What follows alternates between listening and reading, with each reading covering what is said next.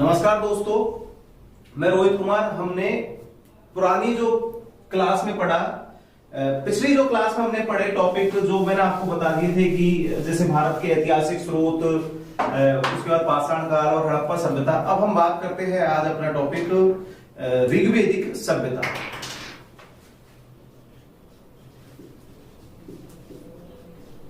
ऋग्वेदिक काल। ऋग्वेदिक काल का विभाजन दो भागों में किया गया है। एक तो है ऋग्वेदिक काल और दूसरा है उत्तर वैदिक काल। देखो, ऋग्वेदिक काल है तो इसको ऋग्वेदिक काल नहीं कहा जाएगा, इसको कहा जाएगा वैदिक काल। क्योंकि अब हम आज बात करेंगे, अपना जो टॉपिक है वैदिक काल। प्रारंभ में हम पढ़ेंगे ऋग्वेदिक काल, लेकिन आज हम बात करेंगे वैदिक काल। तो दरअसल वैदिक काल क्या है, मतलब वेदों का काल। तो वेदों के काल को, इस काल को भी दो भागों में विभाजन किया गया है, क्योंकि एक तो ऋग्वेदिक काल और उत्तर वैदिक काल। ऋग्वेदिक काल में नाम से ही स्पष्ट हो रहा है ऋग्वेद, मतलब इस काल में ऋग्वेद जो खाली एक वेद है, ऋग्वेद। ऋग्वेद से जो जुड़ा हुआ है, या ऋग्वेद की जो पूरी व्यवस्था है, या पूरी जो प्रारूप है, या पूरे जो ऋग्वेद के मंडल है, या ऋग्वेद से जो भी जुड़ी बातें हैं, वो इस मंडल, इस काल में समाहित है। इस काल का जो कालक्रम है 1500 ईसा से 1000 ईस्वी पूर्व तक। उसके बाद में जब वेद और अन्य दूसरे वेद है, सामवेद, यजुर्वेद और अथर्ववेद, जिसका कालक्रम है 1000 से 600 ईसा पूर्व, इस काल को कहा गया है उत्तर वैदिक काल। मतलब है तो ये ऋग्वेदिक, लेकिन इस ऋग्वेदिक का बाद के जो वेद है उनका काल है, उसको उत्तर वैदिक काल कहा गया है। तो अब हम जानते हैं कि सिंधु सभ्यता का जो अंत है वो 1750 ईस्वी पूर्व में हुआ। तो सिंधु सभ्यता का जब पतन 1750 ईस्वी पूर्व में हुआ, तो सिंधु सभ्यता के पतन के बाद में जो एक नई सभ्यता अस्तित्व में आई, उस सभ्यता का जो कालक्रम चालू हुआ 1500, मतलब कितना टाइम का अंतर है, 250। इसको संक्रमण काल मान लो कि मतलब क्या चल रहा होगा, कैसे है, उसको संक्रमण काल। तो 1500 ईस्वी पूर्व में एक नई सभ्यता जो है उदय आई ईसा पूर्व में, उस सभ्यता को नाम दिया गया वैदिक सभ्यता। कौन सी सभ्यता? वैदिक सभ्यता। जिसके निर्माता कौन थे? आर्य। इस सभ्यता के जो निर्माता थे, या इस सभ्यता के जो लोग थे, वो कौन थे? आर्य। तो आर्यों की सभ्यता को है वैदिक सभ्यता कहा गया। तो अब इन आर्यों को जो क्या है, दस्यु और दास भी कहते थे, जो यज्ञ नहीं करते थे, तथा इनका मूल निवास है, या फिर जो आर्य है उनके लिए बारे में बोला है कि जो संबर है आर्यों का, एक राजा था संबर, वो 100 करोड़ का स्वामी था। आर्यों को क्या है, दस्यु और दास माना जाता था, क्योंकि इन आर्यों को दस्यु और दास माना जाता है, जिसका उल्लेख जो ऋग्वेदिक काल में दिखाया है भरत वंश के राजा सुदास, भरत वंश के राजा सुदास और 10 राजा, 10 राज युद्ध, जिसमें 10 राजाओं में जिसमें 5 थे, अनु, यदु, दूहे, कुरु, कुणिद, और 5 इनके सहायक राजा, या फिर जो जैसे खारवरिक, पुरीक, जो बिल्कुल कमजोर राजा, वो इनके साथ थे। तो इनका युद्ध हुआ, क्योंकि भरत वंश के जो राजा सुदास थे, तो भरत वंश के राजा सुदास के जो पहले थे, इसमें तो इनकी जो है अध्यक्षता की वशिष्ठ ने, ये वशिष्ठ के नेतृत्व में, और इनका युद्ध हुआ विश्वामित्र के नेतृत्व में, विश्वामित्र के नेतृत्व में। तो आर्य थे, भरत वंश के राजा आर्य थे, तो वशिष्ठ ऋषि पहले इनके जो है भरत वंश के जो राजा थे सुदास, तो सुदास के जो मुख्य पुरोहित थे वो विश्वामित्र जी थे। तो विश्वामित्र जी को किसी भी चीज की बात के लिए सुदास ने इनके पद से जो है इनको पद नियुक्त कर दिया, मतलब पद से हटा दिया, पदच्युत कर दिया। उसके पश्चात में सुदास ने जब इनको हटा दिया तो विश्वामित्र ने 10 राजाओं अनु, यदु, दुहे, पुरु, कुड़िंद, जो कुछ राजा थे, इन राजाओं को तुर्वसु, तुर्वसु नहीं है इसमें, तुर्वसु है,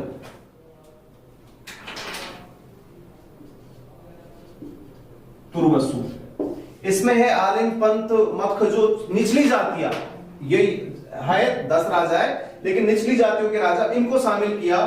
तो उस समय जब भरतवंश के राजा जो वशिष्ठ है, उन वशिष्ठ जब राजा ने जब अपने इसका राजा का सहयोग किया और विश्वामित्र ने 10 राजाओं को शामिल करके युद्ध किया, जैसे भरतवंश के राजा सुदास ने विश्वामित्र को निकाल दिया किसी कारणवश, विश्वामित्र ने 10 राजाओं का एक संगठन बनाया। और 10 राजाओं के संगठन ने रावी नदी के तट पर, कौन सी नदी? रावी, जिसको क्या कहते थे? परुश्री नदी। परुश्री नदी के तट पर जो है इनका युद्ध हुआ। उस युद्ध में भरतवंश के राजा सुदास है, इनकी विजय हुई और 10 राजाओं का जो युद्ध का ये संगठन हार गया। तो ये संगठन हार गया। उसके बाद में भरतवंश की जो है कि राजा सुदास की जो सत्ता स्थापित हुई। अब हम बात कर रहे थे वैदिक काल जो है, तो वैदिक काल का भी देखो 2 कालों में बांटा गया है। ऋग्वेदिक काल, जिसमें ऋग्वेद की जो महत्ता है लगभग 1500 ईस्वी से लेकर और 1000 ईसा पूर्व तक चलता है, 1500 ईसा पूर्व से 1000 ईसा पूर्व। उत्तर वैदिक काल है, जिसमें सामवेद है, यजुर्वेद है, अथर्ववेद है, जिसका कालक्रम 1000 से 600 ईस्वी पूर्व तक माना गया है। 1750 ईस्वी में पतन हुआ, सिंधु सभ्यता का पतन, सिंधु सभ्यता का पतन। और इधर 1500 ईस्वी में आर्यों द्वारा नई सभ्यता, कौन सी सभ्यता? आर्यों द्वारा नई सभ्यता, वैदिक सभ्यता का उत्थान हुआ। तथा उसमें भी उत्थान हुआ तो जो है उत्थान के लिए बता दिया कि भाई इनको आर्य माना। आर्य जो है भाषा सूचक शब्द होता है और आर्यों का जो संवर सौप्रो का जो राजा था, आर्य का मतलब होता है भाषा, कि इनकी भाषा के आधार पर। लेकिन भरतवंश के राजा और सुदास का जैसे बताया कि आर्य भी आपस में युद्ध करते थे। इसमें हमारा बताने का था कि आर्य भी आपस में युद्ध करते थे, अपनी सत्ता को स्थापित करने के लिए आर्यों का भी आपस में युद्ध होता था। अब हम बात करते हैं इनके आर्यों की उत्पत्ति के सिद्धांत। मतलब जब वैदिक काल के निर्माता कौन है? आर्य। तो हमको जानना ही है कि इतिहासकारों ने क्या कहा है कि आर्य कहां से आए थे, आर्य कैसे बने, या फिर हम कहते हैं कि भाई अचानक तो सभ्यता कहीं हो नहीं गया। तो अगर हम सोचते हैं कि आर्य आए कहां से, तो आर्यों के बारे में बात करते हैं तो देखते हैं कि आर्य की उत्पत्ति के सिद्धांत अलग अलग जो इतिहासकार हैं, जिसमें भारतीय और विदेशी इतिहासकार शामिल हैं, उसमें आर्यों की उत्पत्ति के अलग अलग सिद्धांत उन्होंने दिए हैं।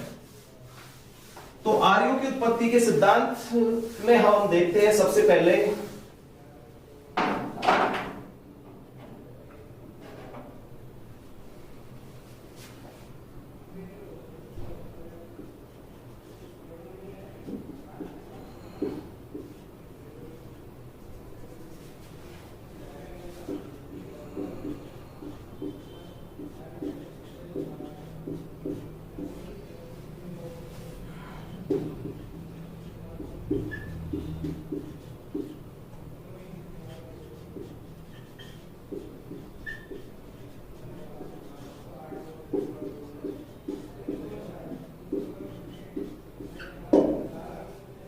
Chandradas,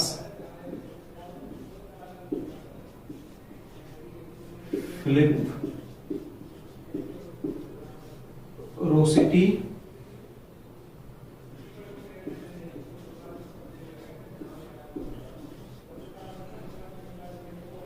Max Muller,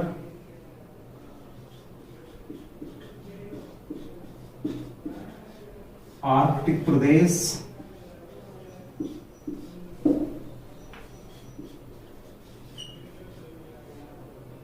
Pamir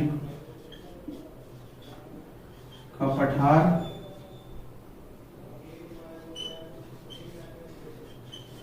Germany, घास मैदान आदि अलग अलग जो सिद्धांत है वो दिए गए। इनमें देखो सबसे पहले आता है अविनाश चंद्र दास ने दिया सप्त सैंधव सिद्धांत। सप्त सैंधव सिद्धांत, सप्त सैंधव सिद्धांत। इसके बाद में फिलिप रोसिटी ने दिया भाषा सिद्धांत, भाषा सिद्धांत। ये सिद्धांत था, मतलब भाषा का सिद्धांत था, मतलब कैसे सिद्धांत कि यूनानी भाषा और संस्कृत भाषा समानता है। जैसे यूनानी और संस्कृत भाषा में जैसे मात्र है तो मात्र अपनी संस्कृत है और इंग्लिश में मदर, पितृ है तो पितृ में फादर, तो मतलब शब्दों में समानता। और फिर उसी के साथ में उसी टाइम जो है, जो भारत में अनुवाद विभाग की जो स्थापना हो गई विलियम जोन्स द्वारा, एशियाटिक सोसाइटी ऑफ इंडिया, है ना। विलियम जोन्स ने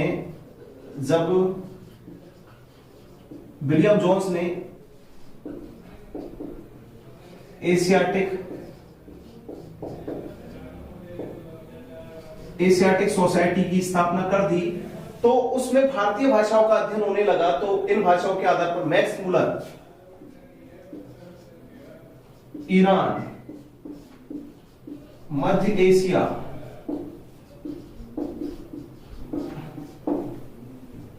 बाल गंगाधर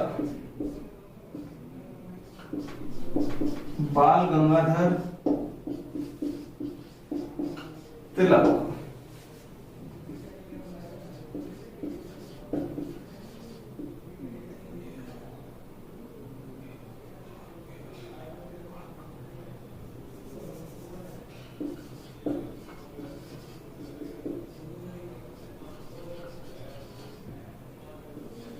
आर्टिक होम ऑफ सागर, पामी का पठार, दयानंद सरस्वती, जर्मनी घास का मैदान पेंका, राजबली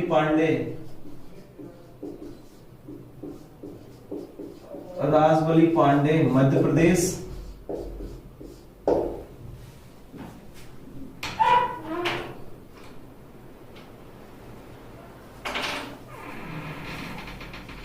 और है गंगानाथ झा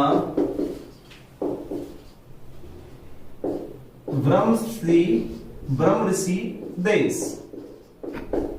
अब देखिए हम बात करते हैं आर्यों की उत्पत्ति के सिद्धांत पर। तो आर्यों की उत्पत्ति के सिद्धांत के बारे में हम चर्चा कर रहे हैं। तो आर्यों की उत्पत्ति के सिद्धांत में हम देखेंगे कि इन्होंने अपने जो इतिहासकार है, जिनमें भारतीय और विदेशी इतिहासकार दोनों शामिल है, तो अविनाश चंद्र दास ने आर्यों की उत्पत्ति का सिद्धांत माना सप्त सैंधव प्रदेश को जो है इन्होंने आर्य की उत्पत्ति का सिद्धांत माना, जिसमें सिंधु और उसकी सहायक 7 नदियां जिसमें है व्यास, बिपाशा, व्यास, झेलम, रावी, चिनाब, काबुल, कुरुमा आदि नदियों को, मतलब सिंधु और इसकी सहायक नदियों को जो है इन्होंने सप्त सैंधव प्रदेश को आर्यों के निवास का सिद्धांत माना। फिलिप रोसिटी ने भाषा सिद्धांत के आधार पर फिलिप रोसिटी ने सिद्धांत दिया कि यूनानी भाषा जो है लैटिन भाषा होती है, उस यूनानी भाषा और संस्कृत भाषा में समानता है। मतलब यूनानी भाषा जो यूरोपीय लोगों की भाषा है और संस्कृत भाषा में समानता है, क्योंकि उसी समय विलियम जोन्स ने एशियाटिक सोसाइटी ऑफ इंडिया की स्थापना जब की, तो विलियम जोन्स ने देखा कि भारत के जो संस्कृत के जो वर्ड है, उन्होंने जैसे संस्कृत ग्रंथों का अनुवाद इंग्लिश में करना चालू किया, इंग्लिश के कुछ ग्रंथों को संस्कृत के हिसाब से पढ़ा, तो उन्होंने देखा कि संस्कृत और यूनानी भाषा के जो कुछ शब्द है लगभग मैच करते हैं। तो भाषा सिद्धांत के आधार पर इन्होंने बोला कि आर्यों का जो निवास स्थान है वो यूनान है। फिलिप रोसिटी महोदय के जो भाषा सिद्धांत के आधार पर इन्होंने माना कि आर्यों का मूल निवास यूनान है, क्योंकि आर्यों की भाषा भी वही थी संस्कृत, और यूनान के लोगों की भी भाषा में लगभग समानता थी। तो धीरे धीरे भाषा में परिवर्तन आया, वो यूनानी भाषा से संस्कृत भाषा बन गई, तो फिलिप रोसेटी के अनुसार आर्यों का मूल निवास स्थान यूनान बना। इस मत को भी जो है, इसका भी खंडन कहीं ना कहीं जो है सिद्धांत जो इतिहासकारों ने किया, इसका भी खंडन हुआ। बाद में मैक्स मूलर जो सिद्धांत, मुख्यतः इस सिद्धांत को भारतीय सिद्धांत माना जाता है, क्योंकि ईरान का और मध्य एशिया, ईरान या मध्य एशिया, मैक्स मूलर का जो सिद्धांत है मध्य एशिया को भारतीय आर्यों का स्रोत माना जाता है, क्योंकि एक ग्रंथ इनका जो ईरानियों ग्रंथ है जैन अवेस्ता और वैदिक आर्यों का ग्रंथ ऋग्वेद, दोनों एक समान है, तो इसलिए इसको माना जाता है, क्योंकि मध्य एशिया से ही सबसे पहले वहां पर कोई ना कोई चीज है। आर्य इन्होंने अपनी जातीय, मतलब मध्य एशिया के जो लोग थोड़ा बढ़े, तो मध्य एशिया के लोगों ने उस जगह से चलकर एक नई जगह, मतलब भारत में आके इन्होंने एक नई जगह गंगा के मैदान में बसाई, उसको ऋग्वेद कहा गया, क्योंकि मध्य एशिया ही ऐसी जगह, वहां से भारतीय देवता जो एक अभिलेख है बोगज कोई, जिसमें ऋग्वेदिक देवता इंद्र, मित्र, वरुण और नासत्य का उल्लेख होता है। तो मध्य एशिया जगह में ऋग्वेदिक देवता क्या कर रहे थे, तो मध्य एशिया जगह से इसका उल्लेख होता है, इसलिए मैक्स मूलर के सिद्धांत को सबसे ज्यादा माना जाता है।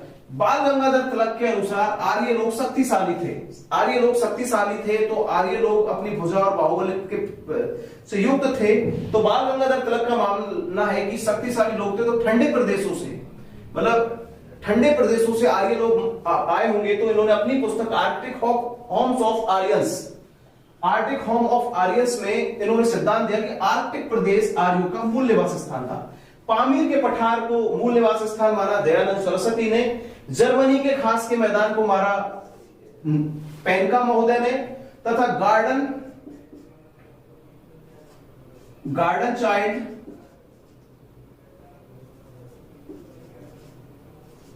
चाइल्ड और नेहरिंग ने सिद्धांत माना, गार्डन चाइल्ड और नेहरिंग ने माना दक्षिणी रूस को आर्यों का मुख्य स्थान माना।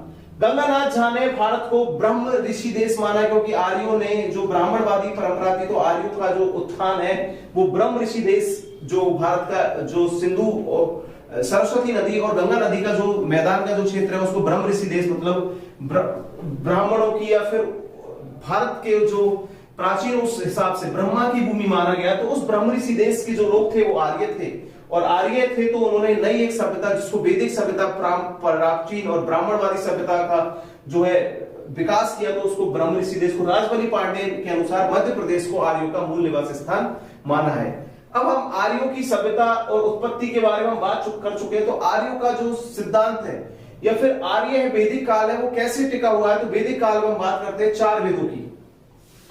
आज हम बात करते हैं 4 वेदों की, कि 4 वेदों के आधार पर जो है पूरा वैदिक काल है वो टिका हुआ है। तो 4 वेदों की हम बात करते हैं, तो 4 वेदों में हम शामिल करेंगे आज।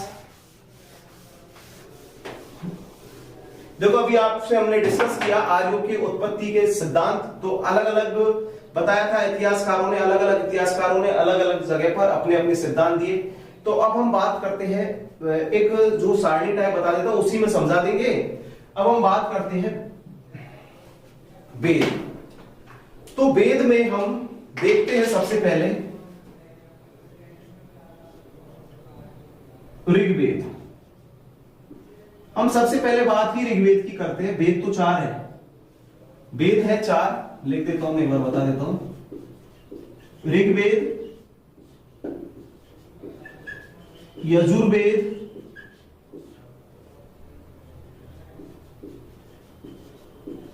सामवेद और अथर्ववेद। 4 वेद है। तो सबसे पहले हम बात करते हैं ऋग्वेद। ऋग्वेद में जो टोटल सूक्त है उनकी संख्या है 1028 सूक्त है ऋग्वेद में। ऋग्वेद में 1028 सूक्त है, जिनमें से 11 सूक्त है बालखिल है। क्वेश्चन आ जाता है, बालखिल है तो 11 सूक्त है वो बालखिल है। तो ऋग्वेद में टोटल सूक्त कितने हुए? 1017 सूक्त। देखी जाए तो टोटल सूक्त 1028 है, तो 11 सूक्त बालखिल है तो 1017 सूक्त है। ऋग्वेद में 1 से लेकर 10 मंडल है, जिनका मैं बताता हूं।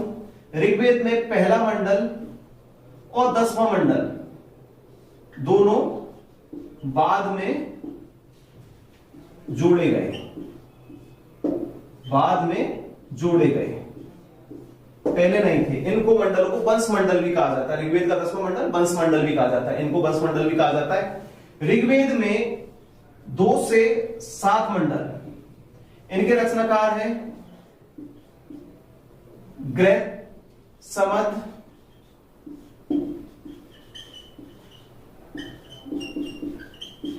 विश्वामित्र, अत्रि, भारद्वाज, वशिष्ठ। इनके रचनाकार 2 से 7 मंडल। ऋग्वेद का 8वां मंडल कण्व ऋषि को, किसको? कण्व ऋषि को समर्पित है।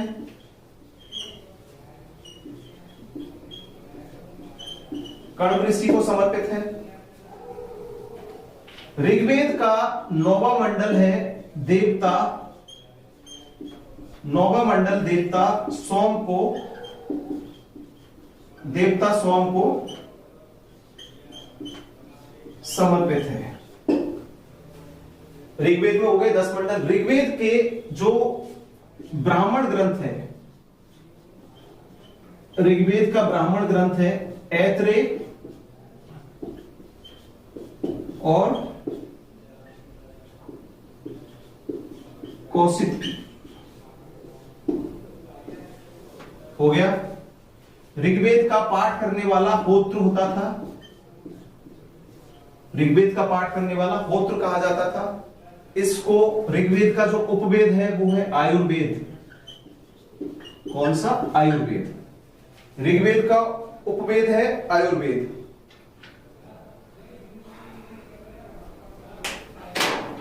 अब देखिए खुले खुले मैं आपको समझा देता हूं। ऋग्वेद है तो ऋग्वेद के, अब हम बात करते हैं ऋग्वेद की, तो ऋग्वेद में टोटल सूक्त है कितने? 1028 सूक्त, जिसमें से 11 सूक्त है वो बालखिल है और बाकी के सूत्र बचे कितने? 1017। ऋग्वेद में जो मंडल है, ऋग्वेद में टोटल मंडल कितने हैं? 10 मंडल। तो ऋग्वेद में 1 से 10वां मंडल बाद में जोड़ा गया और बाद में जोड़े गए 10वें मंडल को, इनको वंश मंडल भी कहा जाता है। और इसी मंडल में 10वें मंडल में पुरुष सूक्त में, 10वें मंडल के पुरुष सूक्त में पहली बार 4 वर्ण उत्पत्ति जो सुना है, ब्रह्मा के मुंह से ब्राह्मण निकले, हाथों से क्षत्रिय और जंगा से वैश्य और पैरों से शूद्र। तो उस पुरुष जो है पुरुष सूक्त है, उसी में इस चीज का उल्लेख मिलता है। ऋग्वेद के वंश मंडल बोला है तो 2 से 7 मंडल है, जो अलग अलग गोत्र के ऋषि ग्रह, समद, विश्वामित्र, अत्रि, भारद्वाज, वशिष्ठ आदि ने 2 से 7 मंडल की रचना की। कण्व ऋषि को समर्पित है ऋग्वेद का 8वां मंडल। 9वें मंडल में देवता सोम का उल्लेख है, जो सोम एक नशीला पेय पदार्थ था जो मुझवंत पर्वत पर मिलता था, तो देवता सोम को समर्पित है 9वां मंडल। ऋग्वेद के जो ब्राह्मण ग्रंथ है वो है ऐत्रेय और कौशिक की। ऋग्वेद का उपवेद है वो है आयुर्वेद, उपवेद है आयुर्वेद। ऋग्वेद के जो पाठ करते थे उसको होत्र कहा जाता था। तो अब हमने देखा ऋग्वेद। अब हम बात करते हैं ऋग्वेद के बाद में सामवेद।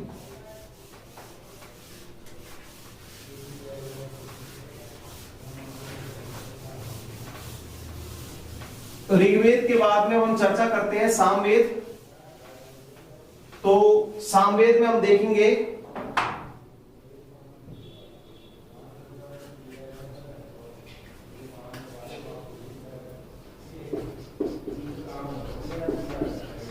सामवेद शाखा है इसकी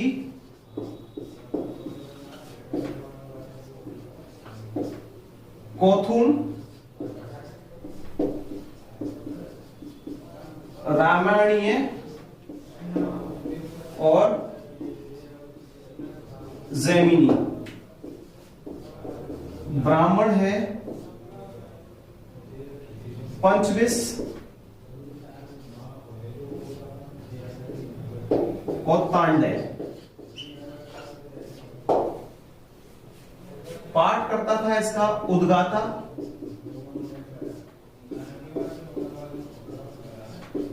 संगीत का वेद है, सामवेद को संगीत का वेद कहा गया है। पाठ करता था उद्गाता। उपवेद है इसका गंधर्व वेद।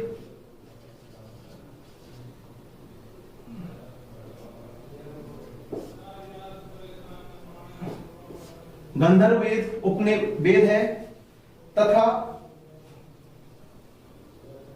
इसमें 1549 ऋचाएं हैं। 1549 ऋचाएं हैं, 75 स्वतंत्र हैं।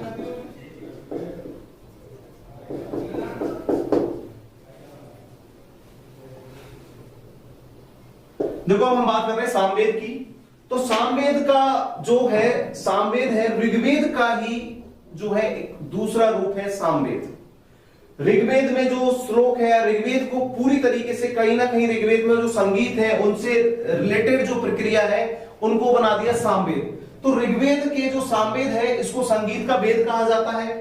संगीत का वेद कहा जाता है। इसका जो पाठ करता है उसको उद्गाता कहते हैं। इसका सामवेद का जो उपवेद है वो गंधर्व वेद है। इसकी सामवेद की शाखा है कौथुम, रामायणी और जैमिनी, और ब्राह्मण ग्रंथ है इसके पंचविश और षड्विश। ऋग्वेद में जो टोटल सामवेद में ऋचाएं हैं 1549 ऋचाएं हैं, जिनमें से 75 स्वतंत्र है। बाकी की पूरी कहां से लगती? ऋग्वेद से उठा के ऐसे ऐसी ऋचाओं को रख दिया गया। 75 स्वतंत्र ऋचाएं, लेकिन बाकी कहीं ना कहीं उल्लेख 1549 में से बाकी जो ऋचाएं हैं उनका उल्लेख ऋग्वेद में होता है। अब इसके बाद में हम बात करते हैं यजुर्वेद। सामवेद के बाद में हम बात करेंगे यजुर्वेद और अथर्ववेद, दोनों एक साथ चल हो जाएगा।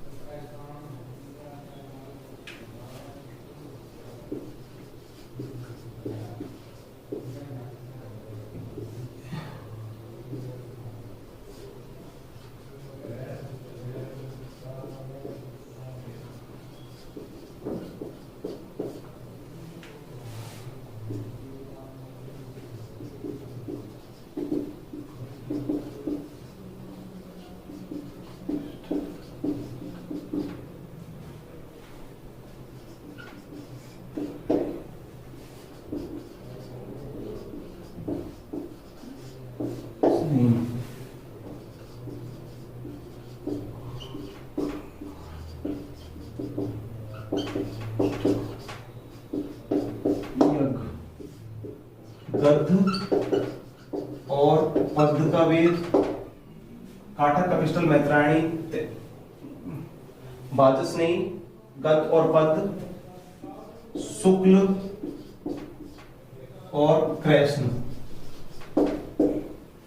देखो यजुर्वेद है उसको जो है, यजुर्वेद है यज्ञ और कर्मकांड और अनुष्ठान जो होते थे, जो वैदिक काल में जो कर्मकांड अनुष्ठान और जो भी जो चीजें की जाती थी, वो जो भी धार्मिक कार्यकलाप होते थे या जो भी सारी चीजें की जाती थी, उनका जो कार्यक्रम जो होता था वो यजुर्वेद में सम्मिलित होता था। तो कर्मकांड और अनुष्ठान से जो संबंधित जो वेद है वो यजुर्वेद है। इसमें और वेद सारे जो है पद्य में रचे हुए या फिर कोई गद्य में रचा हुआ है, लेकिन ये यजुर्वेद गद्य और पद्य दोनों में इसकी रचना हुई है। काठक कपिस्टल मैत्रायणी इसकी सरपत जो है इसकी शुक्ल यजुर्वेद की, और कृष्ण है काठक कपिस्टल मैत्रायणी कृष्ण यजुर्वेद की, और वाचस्पति है शुक्ल यजुर्वेद की इसकी शाखा है। इसके ब्राह्मण ग्रंथ है शतपथ, इसका शतपथ जो है इसका ब्राह्मण ग्रंथ है। उपवेद है धनुर्वेद, और पाठ करने वाला है यजुर्वेद का अथर्ववेद। अब बात करते हैं अथर्ववेद की। अब हम बात करते हैं अथर्ववेद की।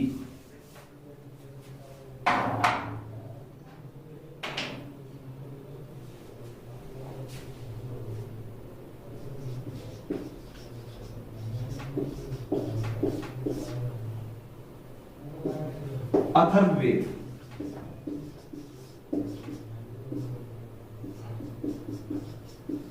त्रयी में गणना नहीं होती है इसकी। तीन जो वेद है उन वेद त्रयी में इसकी गणना, वेद त्रयी में गणना नहीं होती। अथर्ववेद की, अगर क्वेश्चन आ जाता है एग्जाम में कि वेद त्रयी में अथर्ववेद की गणना नहीं होती। 711 अथर्ववेद में सूक्त है, तंत्र मंत्र, जादू टोना आदि का, तंत्र मंत्र जादू टोना आदि का जो उल्लेख है वो अथर्ववेद में होता है। ब्राह्मण ग्रंथ है इसका गोपथ, एक इकलौता ब्राह्मण है इसका गोपथ, और गोपथ ब्राह्मण के अलावा इसका जो पाठ करता है वो है ब्रह्मा। अथर्ववेद का पाठ करने वाले को जो है ब्रह्मा कहा जाता था। अब इसका जो और इसका उपवेद है वो है शिल्पवेद। अथर्ववेद का उपवेद कौन सा है? शिल्पवेद। अब हमने देखो वेदों के बारे में बात कर ली। अब हमने यहाँ पर क्लास में देखा 4 वेद, ऋग्वेद, यजुर्वेद, सामवेद और अथर्ववेद। अब इसमें हमने जो वेदों हैं उनके बारे में बात करी। अब हम देखते हैं वैदिक ग्रंथ और कौन कौन से, मतलब वैदिक काल में और क्या क्या चीज मिली। तो वैदिक काल में मैंने जैसे प्राचीन भारत के जो इतिहास के स्रोत है उसमें साहित्यिक स्रोतों में इस चीज के बारे में चर्चा की थी, लेकिन अब दोबारा से बता देता हूं। उसमें है उपनिषद, ये वैदिक काल के ही जो वैदिक जो काल है उसी के भाग है। उपनिषद, ब्राह्मण,